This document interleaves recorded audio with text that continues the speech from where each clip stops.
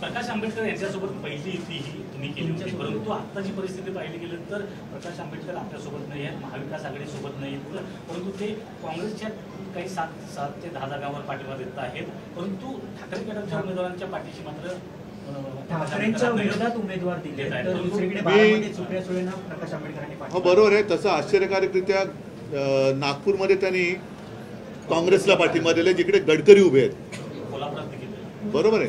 आता मी प्रकाशजींबद्दल एवढंच म्हणेन की त्यांनी जरी काही बोलले तरी मी त्यांच्याबद्दल काही बोलणार नाही, कारण आमच्या दोघांच्या आजोबांचा एक ऋणानुबंध होता.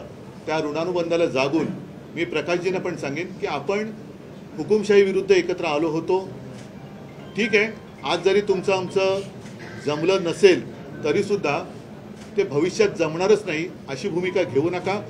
काही वेळेला काही गोष्टी अशा किंवा काही वेळ अशी असते की नाही जुळत, पण म्हणूनच तुम्ही पाहिलं असाल की अगदी संजय राऊतांवरती त्यांनी काही आरोप केले ज्याच्यामध्ये तथ्य नाही, तरी देखील आमच्याकडनं कोणी त्यांच्यावरती काही बोललेलं नाही आणि कोणी बोलणार नाही. ते म्हणतात की आघाडी तुटली, तर तुम्ही सुद्धा आता मानतात की वंचित बहुजन आघाडी सोबत काही. आता त्यांनी तर त्यांची भूमिका जाहीर केलेली आहे आणि म्हणून मी प्रकाशजींबद्दल त्यांनी किती जरी काही बोलले तरी मी काही बोलणार नाही, कारण शेवटी त्यांचे आजोबा माझे आजोबा त्या काळात एका समाज सुधारणेसाठी एकत्र झटले होते.